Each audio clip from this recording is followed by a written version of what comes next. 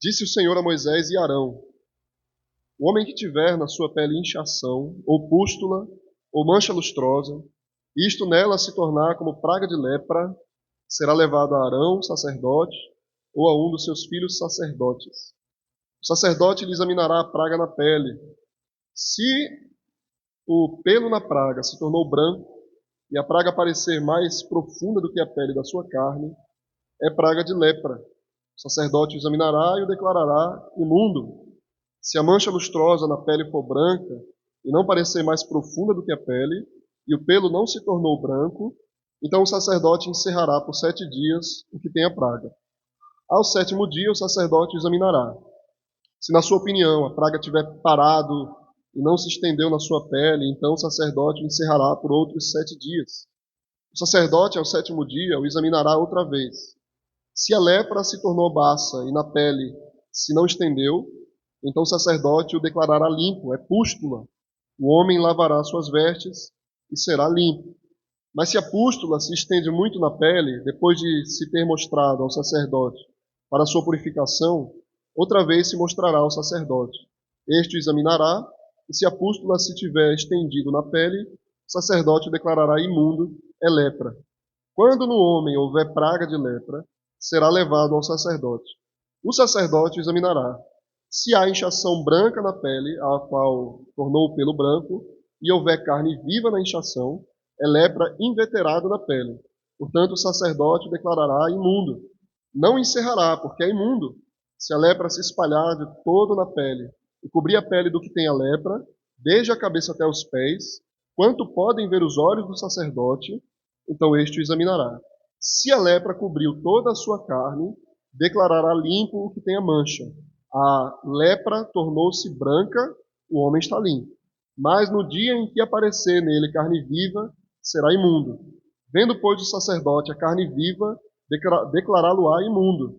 A carne viva é imundícia, é lepra. Se a carne viva mudar e ficar de novo branca, então virá o sacerdote, este o examinará. Se a lepra se tornou branca, então o sacerdote declarará limpo o que tem a praga, está limpo. Até aí, irmãos, vamos orar. Deus maravilhoso, Senhor, pedimos a tua bênção nessa manhã, para que o Senhor nos dê luz para compreender as maravilhas da tua lei, Senhor.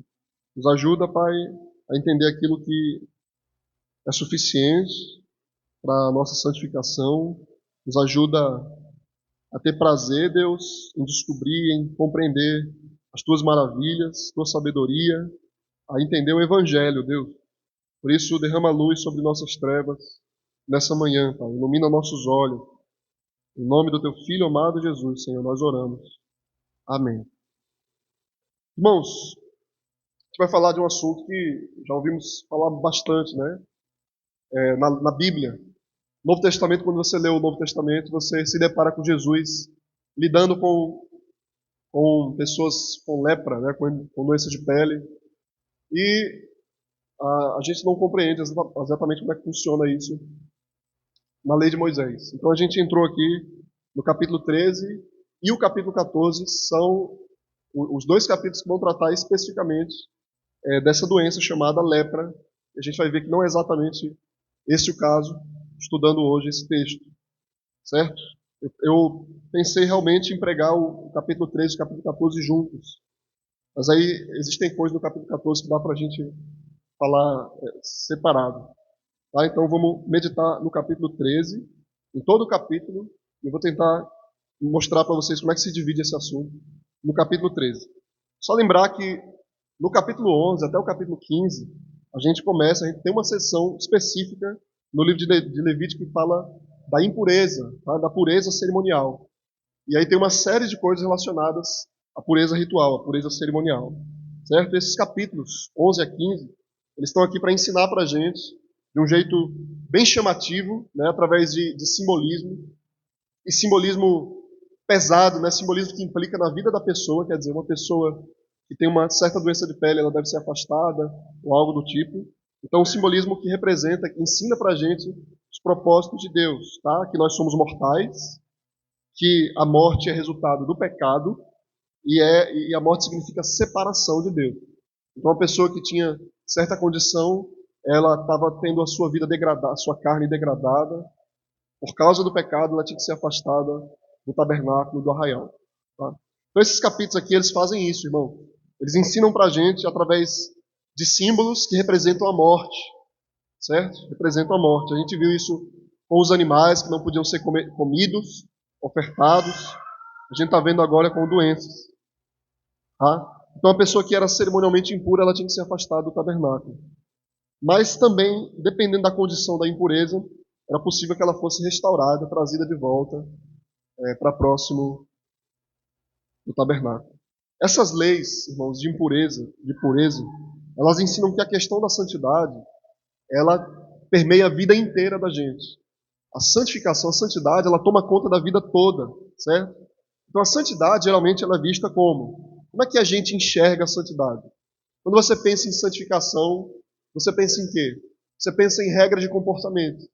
É isso, uma conduta moral, um jeito de você caminhar para ser aprovado pela sociedade, ser aprovado por Deus e cumprir certos princípios.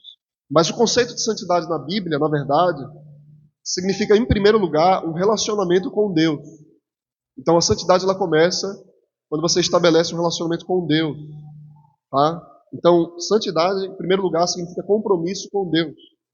Tá? E através desse relacionamento vem o resultado de uma vida transformada. Na verdade, o próprio relacionamento em si, ele é um resultado da obra da redenção. Deus comprou a gente, ele libertou a gente da escravidão do Egito, e aí ele estabeleceu um relacionamento pactual com a gente, ele entrou numa aliança com a gente, e a gente agora vai viver de um jeito diferente do Egito, diferente do nosso passado, certo? Então os ensinos sobre a vida da santidade devem começar com esse relacionamento correto com Deus. A partir desse compromisso com Deus é que vem o desejo de viver de acordo com uma vida redimida para Ele, uma vida pura. Então, na linguagem do Antigo Testamento aplicada lá no Novo Testamento, o apóstolo Paulo em Efésios 5:3, ele diz assim, perceba a linguagem de Paulo. Ele fala, mas a imundícia, a impudicícia e toda sorte de impurezas ou cobiça, nem sequer se nomeia entre vós, como convém a santos. Tá? De onde Paulo tira essa linguagem para falar do pecado, né? A impudicícia da carne, a impureza da carne? Vem daqui, da lei de Moisés. Então esse capítulo 13 e o capítulo 14 são dedicados a um problema que é traduzido na nossa Bíblia, uma doença que é traduzida na Bíblia como lepra. Tá? Mas mesmo você lendo com cuidado o texto em português, irmão, se você chegar na sua casa, tiver essa curiosidade importante de ler os dois capítulos 13 e 14 a respeito dessa doença, você vai perceber, mesmo no seu texto em português, que não se tratava realmente da doença que a gente conhece como lepra, historicamente como lepra, que hoje é chamada de hanseníase, né? Mas ele vai falar de vários tipos de problemas aqui. Problemas que tratam da superfície da pele, ou até mesmo de outras superfícies, como casa ou tecido. Então não se trata realmente da lepra, mas por uma questão, uma discussão, uma controvérsia histórica, essa foi a tradução que foi adotada nas Bíblias em português e em outras Bíblias também, em Bíblias em inglês também. Tá? Então a impureza que é tratada aqui em Levítico 13, 14, resulta de uma coisa, de um nome em hebraico que a NVI, uma outra tradução que geralmente a gente não usa aqui, traduz por erupção cutânea ou impureza da pele, alguma coisa nesse sentido. Tá? Então, nos seres humanos, essa doença, eu vou tentar não chamar de lepra, para não confundir, mas essa doença aqui, ela se manifestava como vários tipos de aflições superficiais, de problemas de pele ou da superfície. Tá? E tem sido tradicionalmente traduzido por lepra. Em outros contextos, irmãos, essa doença aqui, ela se refere, com essa infestação, se refere a infestações de fungo, tá? De fungo, uma coisa de mofo, de bolor, que dá inclusive em objetos como as casas. Tá? Então, elas se manifestavam por descoloração, danos na superfície e a tendência de se espalhar, de tomar conta da superfície e danificar até mesmo a superfície. Né? Quando eu cheguei aqui em Curionópolis, lá na nossa casa pastoral, a gente Tive que lidar bastante com isso. Não sei como é na casa de vocês, mas no primeiro ano, quando começou a chover, a umidade tomou a casa de mofo. Eu tive que limpar lá com um vinagre. Não sei porque esse ano a gente está com esse problema mais, né? Mas no primeiro ano foi brabo. Eu perdi não sei o que foi, que era de couro, e danificou todinho. Então, o problema dessa doença, desse fungo, ele dá em objetos não apenas em seres humanos, né? Não apenas na pele do ser humano. Então, ser humano ou não, essa doença aqui, esse fungo, esse problema, ele resultava numa impureza ritual. Se não fosse controlada, podia contaminar o próprio tabernáculo. Aqui eu quero que vocês percebam isso. O cuidado era chegar no tabernáculo. Então, o cuidado era que esse fungo, essa coisa, ela se espalhasse e se aproximasse do tabernáculo, certo? Então, você tem níveis de santidade. Assim como no Santo dos Santos, no santo lugar, no pátio externo do tabernáculo, até o próprio povo tinha que ser tratado com santidade. Então, a pessoa que tinha esse problema era afastada do povo, do acampamento, era colocada para fora do arraial, certo? Então, por esse motivo, os capítulos 13 e 14 vão discutir como identificar esse problema adequadamente e todas as suas formas. Ele vai trazer aqui uma maneira de diagnosticar esse problema. Tá? Quero ler aqui como é que resume esse capítulo um autor, um teólogo chamado Kenneth Matthews. Ele diz assim: essa passagem ela descreve dois tipos de enfermidades humanas: os problemas de pele e os problemas com o mofo nas roupas e nas casas. Então, roupas e casas. Por que roupas e casas? Né? Ele diz assim: roupas e casas são o invólucro da existência humana, diária. Né? É o que envolve a gente diariamente, as nossas roupas e as nossas casas. Então, de alguma forma aí, simbólica, a casa e a roupa é uma continuidade da existência humana. Né? Então, Deus tinha esse cuidado com o nosso invólucro, a nossa roupa e a nossa casa. É surpreendente para nós que esses dois tipos de irregularidade desqualificasse uma pessoa para estar na adoração.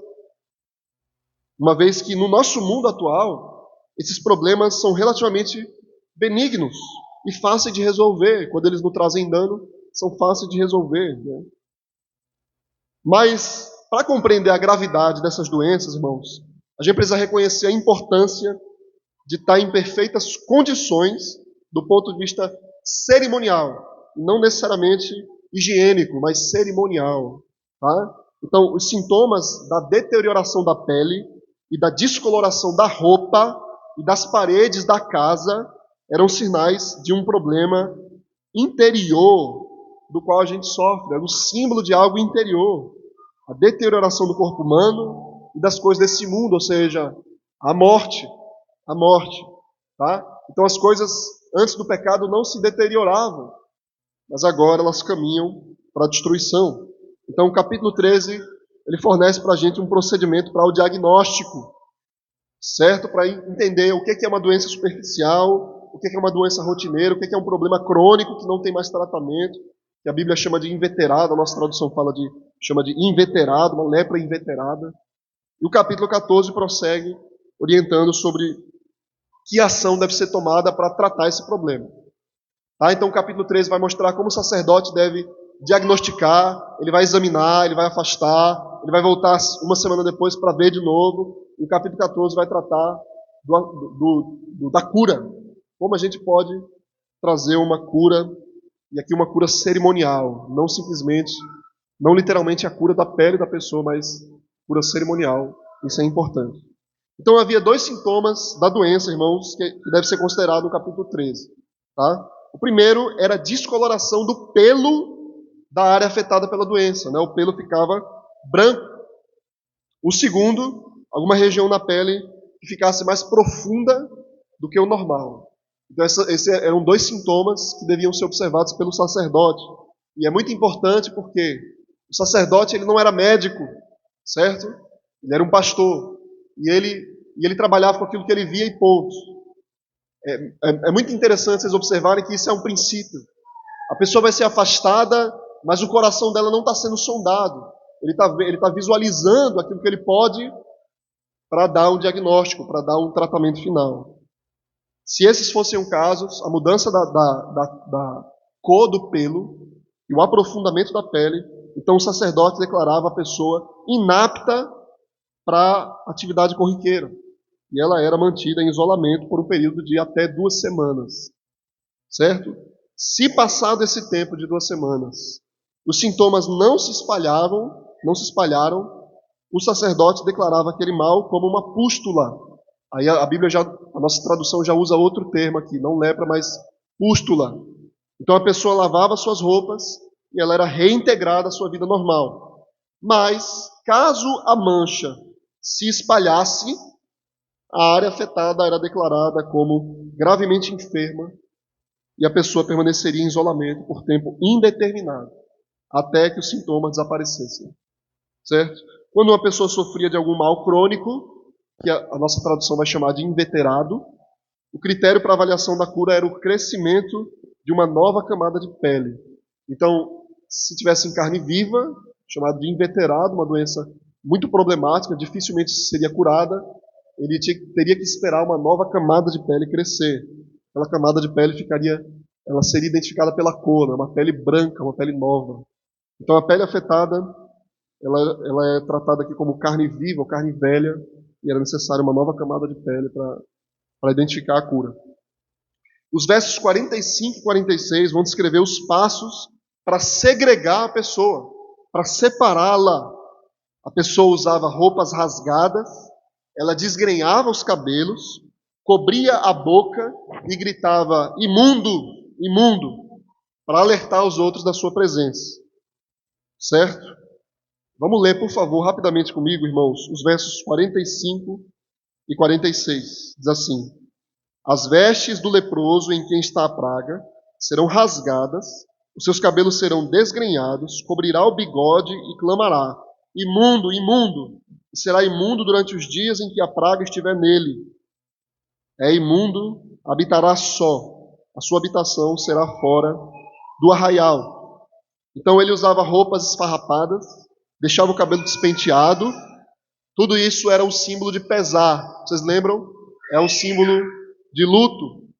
E a pessoa, ela adoecia sozinha, permanecendo fora do arraial.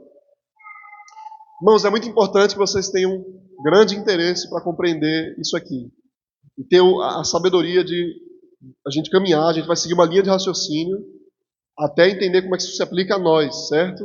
Ele não está tratando meramente de uma doença aqui, tá? Então, os versos 1 a 46, esse capítulo vai até o verso 59, os versos 1 a 46 a gente tem um tratamento específico aqui, tá? O objetivo dessa sessão, até o verso 46, é ajudar o sacerdote a identificar esse problema, que é chamado, na nossa tradução, de lepra, tá? Ela faz isso, a sessão faz isso, fornecendo uma série de leis que são agrupadas em 7 casos específicos diferentes. Então, todo esse capítulo vai tratar de 7 casos específicos relacionados à lepra. Tá? Cada caso segue um padrão muito parecido. Primeiro, a lei descreve os sinais iniciais que podem identificar o problema aqui e deve ser examinado pelo sacerdote. Então, o capítulo vai mostrar que sinais vão apresentar essa doença.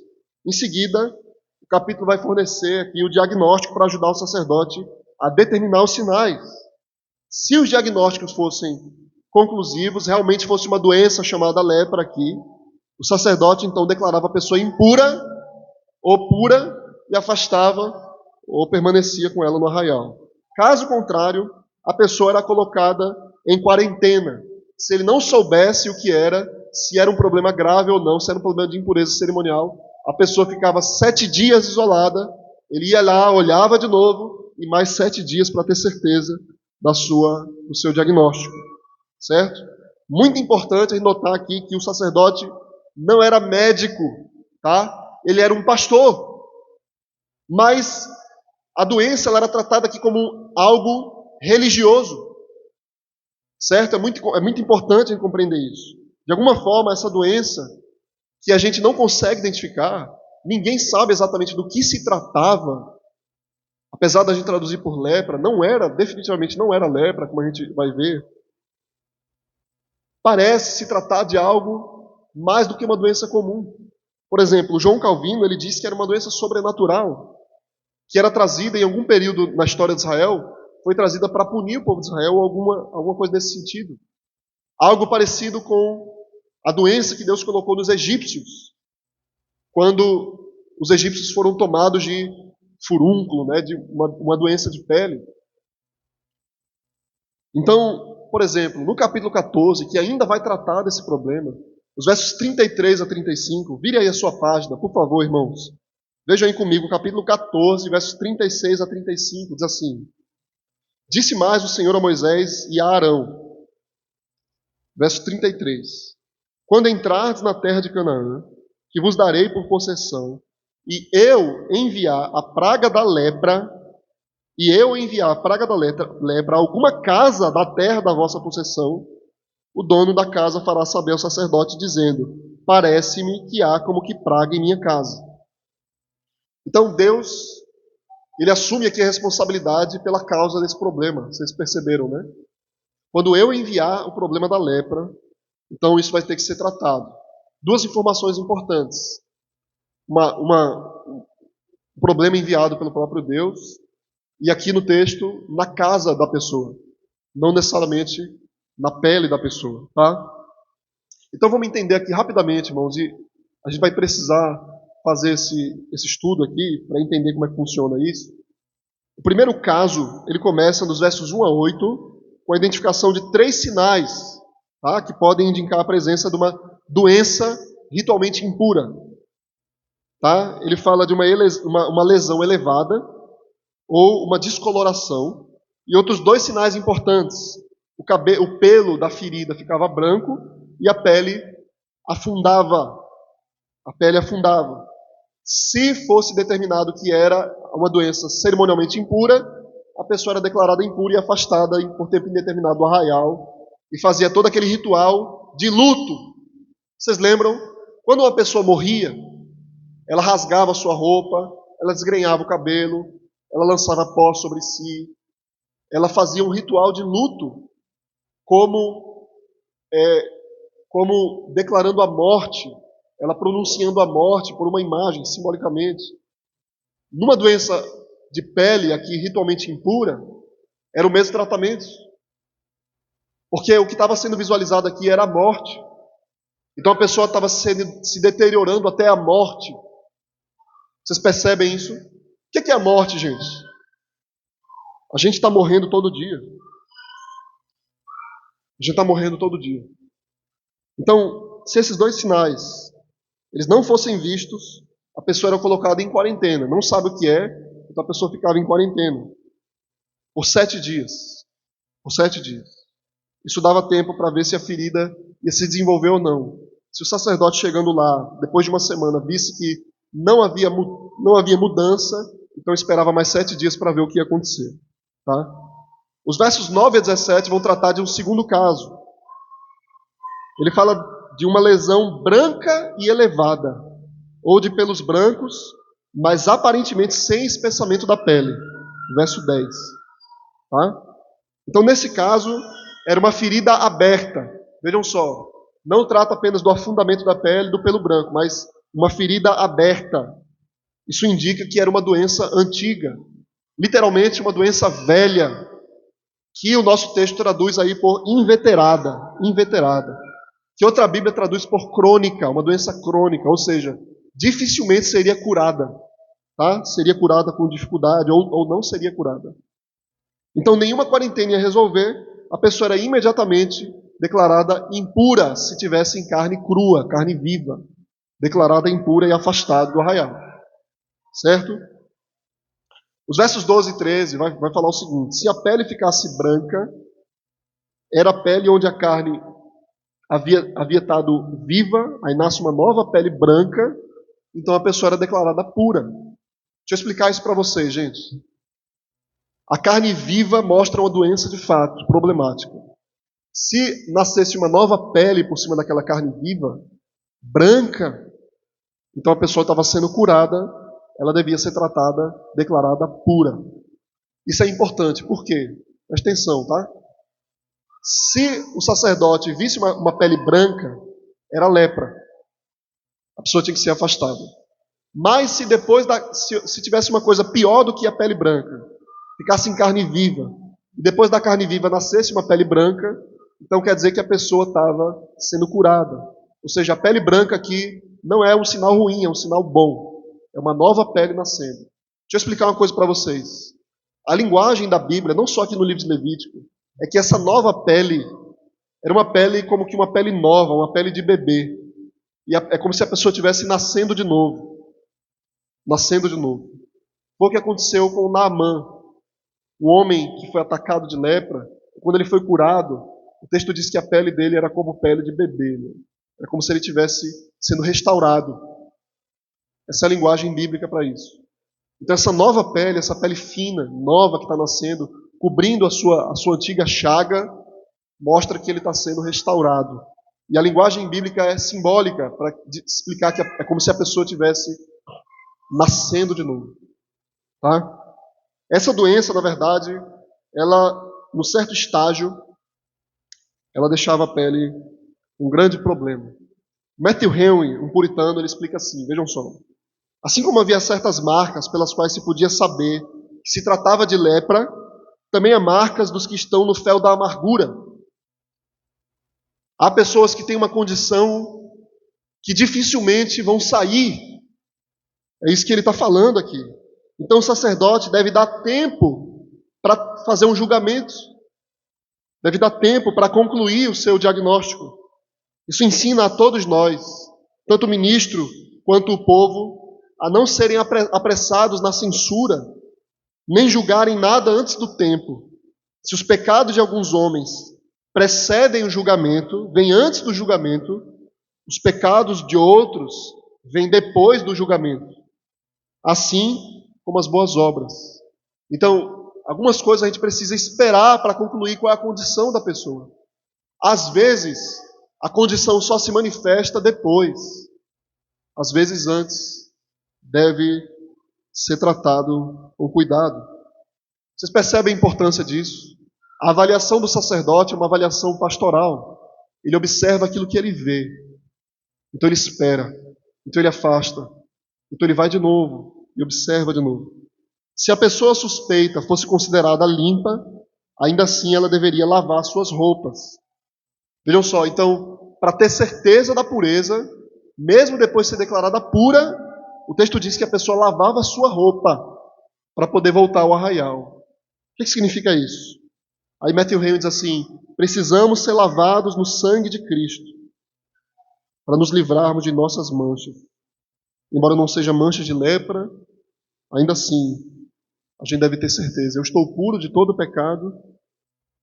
Então, vocês compreendem qual é o significado real disso? Os versos 18 a 23 vão tratar de um terceiro caso. O terceiro caso trata de condições de pele relacionada a uma lesão que foi curada. Então, a pessoa sofreu uma lesão, uma queimadura, e aquela queimadura foi curada, mas ainda assim pode haver um problema ali. Um problema naquela pele. Vocês já passaram por alguma coisa parecida com isso? Alguma ferida que depois ficou difícil de tratar, com a coceira, nasceu um problema ali. Eu vou confessar uma coisa para vocês. Eu tive um problema sério de furúnculo na minha vida, que demorou para sair. Viu? Quando a minha família todinha pegou, todo mundo ficou curado, nunca mais teve. Acho que demorou um mês, todo mundo ficou bem. Eu fiquei quase 6, 7 anos com esse negócio. Nascia o tempo todo. Nascia na minha cara, nascia. E eu lembrava o tempo todo desse texto aqui. E falava: Senhor, tem misericórdia, perdão pelos meus pecados. Porque eu só lembrava do meu pecado. Só lembrava do meu pecado. E a dor era grande demais. Não sei se vocês já tiveram isso, mas quando é no olho, ou no nariz, ou na boca. Pois é, eu já tive em tudo que é lugar. Doía demais. E eu só pensava nesse texto. Só pensava no pecado. Miserável que eu sou. Então, irmãos, esse caso aqui era mais ou menos assim. Uma lesão curada que ainda trazia algum problema de pele. Aí, mais uma vez, o Matthew Henry, muito sabiamente, ele observa o seguinte: o sacerdote ele é informado sobre o julgamento a ser feito caso houvesse qualquer aparência de lepra em feridas antigas. Então, vê o cuidado que ele devia ter. Era uma ferida, mas ele precisava discernir se era lepra ou era uma ferida antiga. Esse é o perigo daqueles que, tendo escapado da poluição do mundo, são novamente envolvidos por ela. É uma ferida que daí brota um problema maior.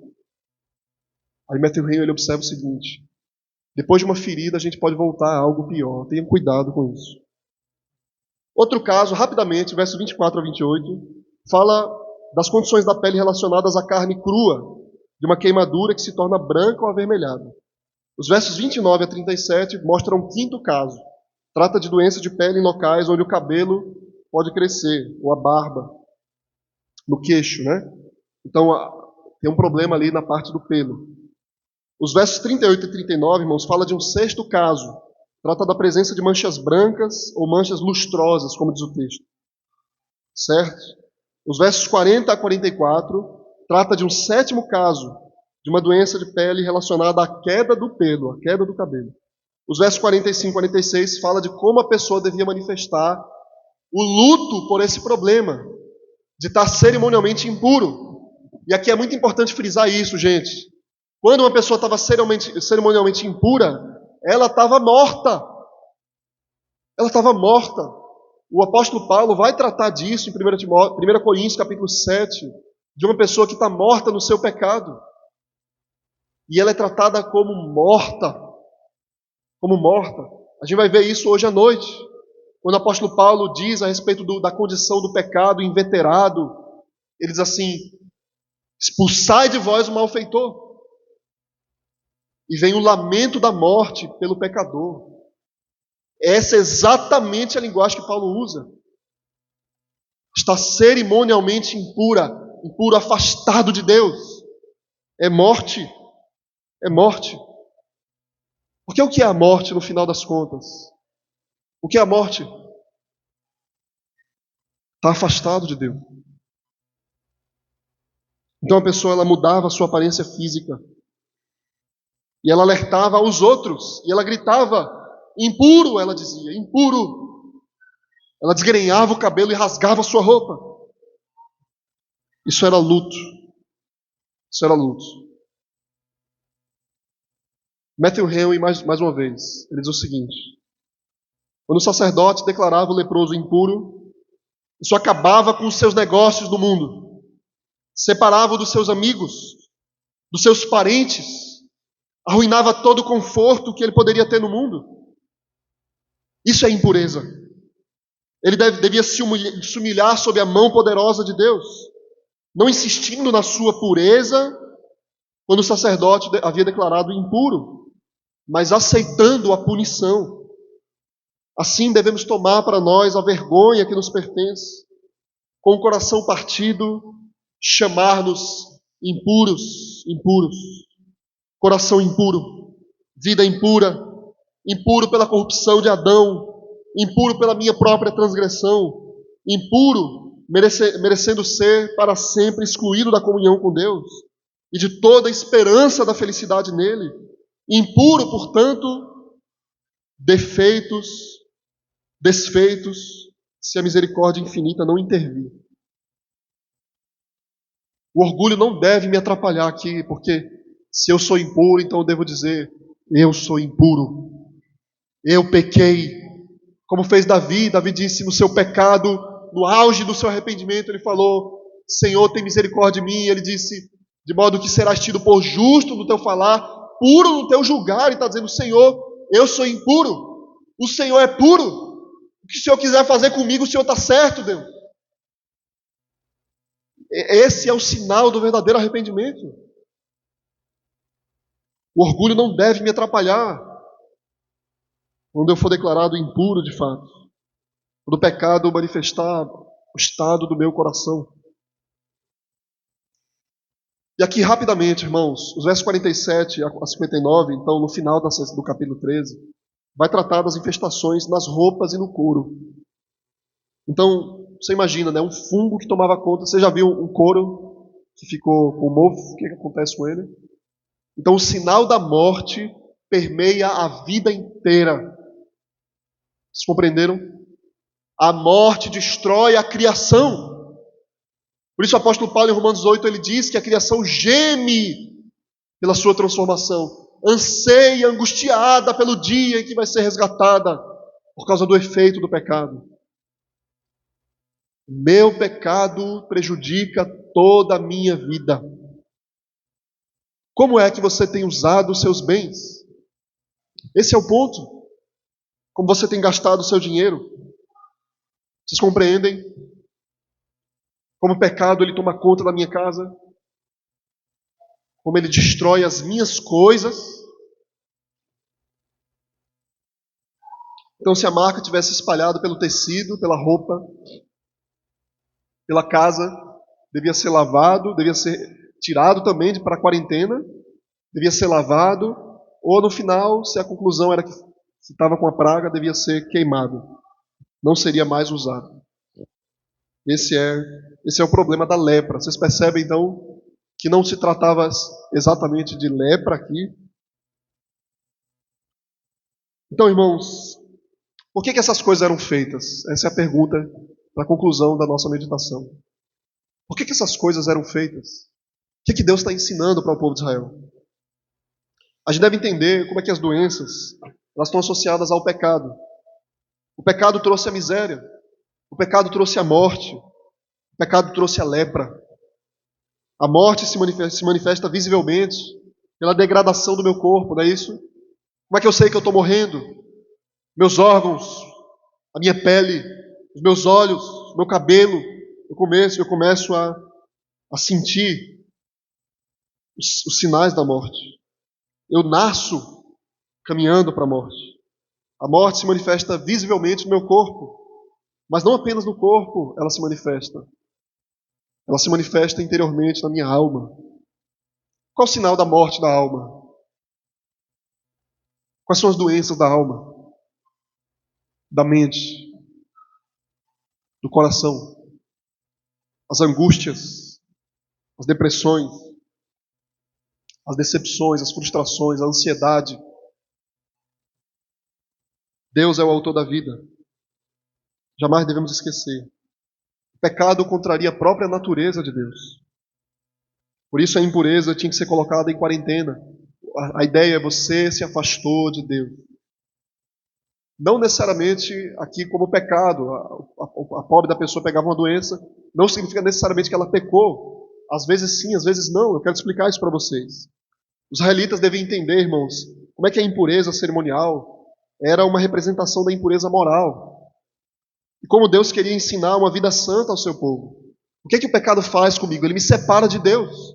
E ele me separa dos meus irmãos. Como o pecado se espalha e destrói, a pureza da vida deve ser marcada, então, a marca do povo de Deus.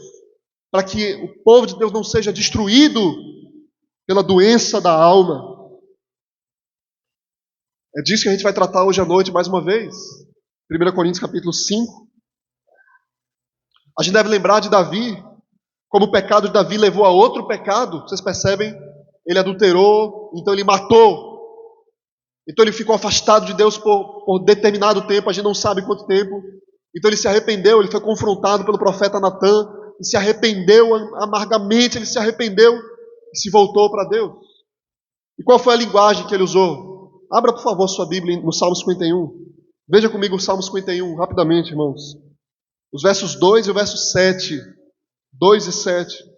Salmo 51, verso 2 e 7.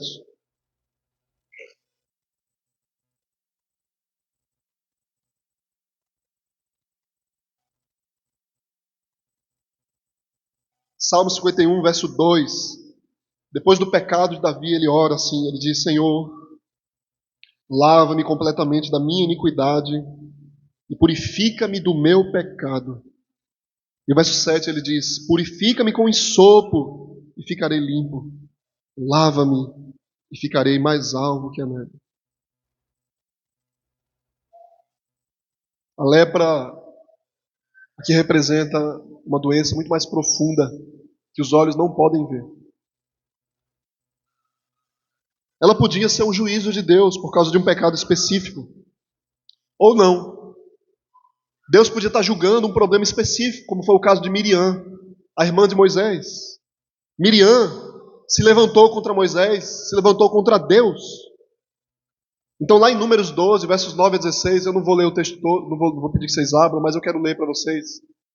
Diz assim: Miriam se voltou contra Moisés, então Deus ele foi tratar o pecado de Miriam. O que ele fez? A ira do Senhor contra eles se acendeu e retirou-se, contra Arão e Miriam. A nuvem afastou-se de sobre a tenda, e eis que Miriam achou-se leprosa, branca como a neve. O texto diz: olhou Arão para Miriam, e eis que estava leprosa. Então disse Arão a Moisés: ai, Senhor meu, não ponha este rogo sobre nós este pecado, pois loucamente procedemos e pecamos. Não seja ela como um aborto, que saindo do ventre da sua mãe, tenha metade da sua carne consumida. Moisés clamou ao Senhor, dizendo: ó Deus. Moisés orou por Miriam: rogo-te que a cures. Respondeu o Senhor a Moisés: se seu pai lhe cuspir o rosto, não seria envergonhada por 7 dias, seja detida 7 dias fora do arraial, e depois recolhida. Assim Miriam foi detida fora do arraial por 7 dias. O povo não partiu enquanto Miriam não foi recolhida. Porém depois partiu de Azerote e acampou-se no deserto de Parã. Então Miriam foi, vejam só que coisa interessante, ela foi julgada por Deus com aquela doença, e a doença fez com que ela fosse cerimonialmente impura. Então ela foi afastada 7 dias, e foi então restaurada a comunhão. A lepra aqui foi o juiz de Deus. Mas não apenas isso, irmãos. A lepra representava o próprio pecado de Miriam. E como o pecado traz separação. Isso aconteceu com o rei Azarias. Em 2 Reis, capítulo 15. O texto diz que o rei, ele entrou no templo, ele foi fazer uma coisa que ele não devia, e Deus puniu ele com lepra. E ele ficou leproso. 2 Reis 15 diz, ele ficou leproso até o dia da sua morte e habitava numa casa separada. Numa casa separada. Mas no caso de Jó foi diferente. Jó não cometeu um pecado específico, pelo contrário. Jó começa dizendo que Deus tinha orgulho de Jó, ele amava Jó, não tinha ninguém no mundo como Jó. Mas Deus deu permissão que o diabo atacasse Jó com uma doença, uma chaga terrível na sua pele. E Jó, capítulo 2, versos 7 e 8, diz assim: saiu Satanás da presença do Senhor e feriu a Jó de tumores malignos, desde a planta do pé até o alto da cabeça. Jó, sentado em cinza, tomou um caco para com ele raspar-se. Que doença terrível, você imagina? Mas ele não havia cometido um pecado específico. Porém, ainda que a minha doença não seja fruto de um pecado específico meu, eu sou pecador. E cada problema na minha vida deve me fazer refletir. Eu sou pecador. Não eu pequei, mas eu sou pecador. Eu sou mortal. Isso lembra a gente a mortalidade da vida, irmãos. Isso lembra também a gente que Deus está no controle de cada problema desse mundo. Deus deu permissão a Satanás para atacar Jó. Não há nada que fuja do seu controle. Portanto, cada problema, cada doença deve me levar para Deus e não me afastar dele. Não me afastar dele. Qual é a nossa esperança? Quem pode restaurar o nosso corpo e a nossa alma? Quem pode nos livrar do pecado e da morte? Foi isso que Jesus veio fazer. Quando Jesus veio, você vai ver ele não uma vez, mas várias vezes, lidando com os leprosos no Novo Testamento. E o texto, é interessante a linguagem do Novo Testamento. Preste atenção nisso. O Novo Testamento não diz que Jesus curava o leproso. O Novo Testamento diz que Jesus purificava o leproso. Marcos 1, versos 40 a 42, diz assim: aproximou-se dele um leproso, rogando-lhe de joelhos: se quiseres, pode purificar-me. E Jesus, profundamente compadecido, estendeu a mão, tocou-lhe e disse: quero, fica limpo. No mesmo instante desapareceu a lepra e ficou limpo. Isso acontece outras vezes, irmãos. Em Lucas 17, em Lucas 5, em João 11. Em Cristo Jesus, nosso corpo ainda se degrada nessa vida. Mas a gente tem esperança de ressurreição. Quando lá seu amigo Lázaro morreu, Jesus foi restaurar o seu corpo. E ele disse à sua irmã: eu sou a ressurreição e a vida. Quem crê em mim, ainda que morra, viverá. E o texto de 1 Coríntios capítulo 15, é maravilhoso a gente compreender que 1 Coríntios começa com um problema de uma lepra moral, uma doença da alma. Mas 1 Coríntios termina falando da ressurreição, esperança da vida. E qual é a linguagem que Paulo usa? Ele diz: quando a trombeta soar, os mortos ressuscitarão incorruptíveis. Nós seremos transformados. Porque é necessário que esse corpo corruptível se revista de incorruptibilidade, e que é mortal se revista da imortalidade. E quando esse corpo corruptível se revestir de incorruptibilidade, o que é mortal se revestir de imortalidade, então se cumprirá a palavra que está escrita: tragada foi a morte pela vitória. A morte foi derrotada. E é só em Jesus Cristo que nós temos vida eterna. Mas isso é possível no relacionamento com Ele, no compromisso com Ele. Você precisa ir até Ele, falar com Ele, clamar por Ele, se relacionar com Ele. Por isso, irmãos, creia no Senhor Jesus. Viva para o Senhor uma vida de pureza, de santidade, porque Deus é santo. O sacerdote, ele só podia condenar o leproso. Mas Cristo Jesus pode curar o pecador. Pode curar a nossa vida. Pode tirar o pecado.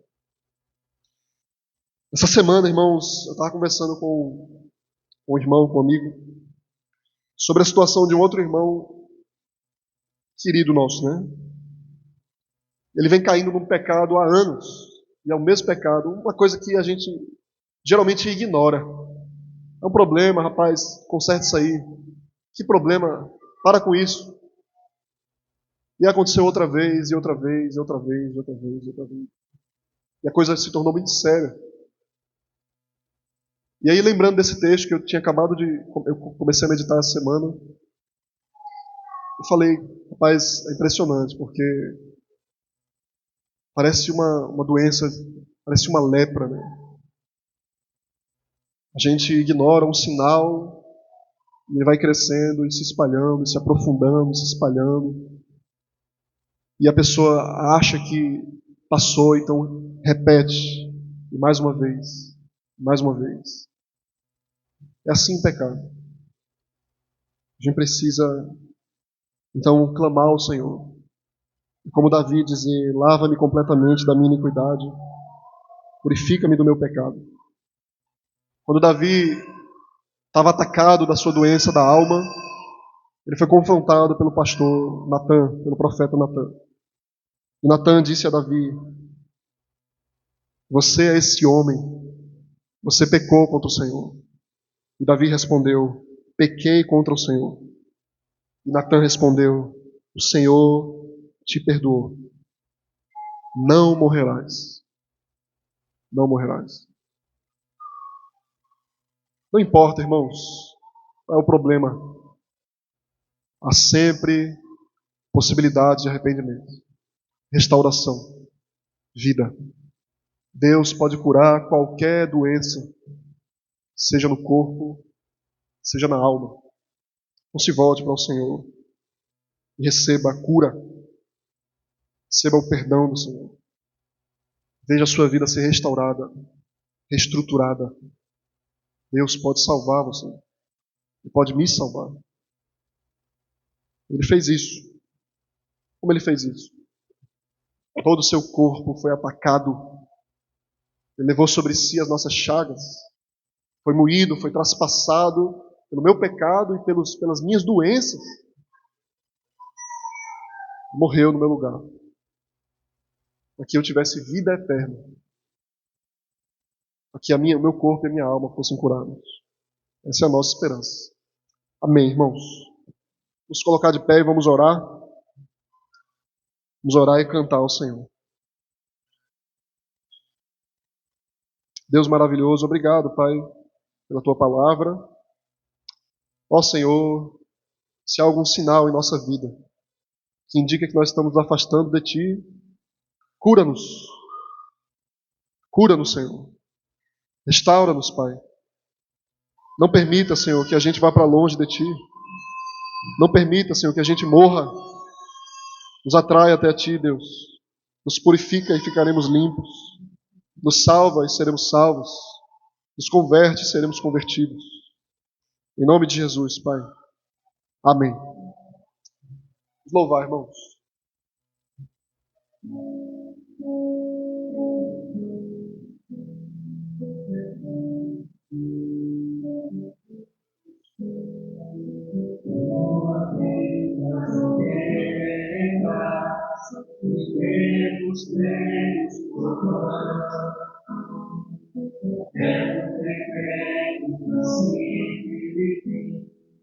Acima das religiões, não há nada no céu, na terra ou no mar, semelhante a ti, Senhor. Tua imagem está revelada em nós, expressão do teu amor, incomparável. Senhor, tu és a pessoa como minha visão com os teus pés, incomparável.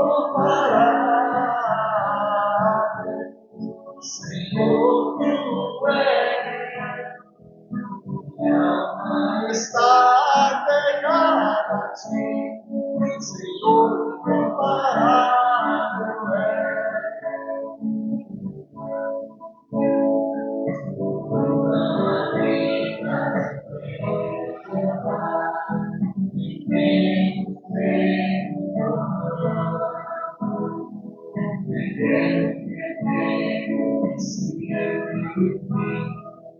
Acima das religiões, não há nada no céu, na terra ou no mar, semelhante a ti, Senhor. Tua imagem está revelada em nós, expressando o teu amor incomparável. Senhor, tu és a voz ressoa como um trovão, e as nuvens são para os teus pés, incomparável. Senhor, tu és, minha alma está pegada a ti, Senhor, incomparável é.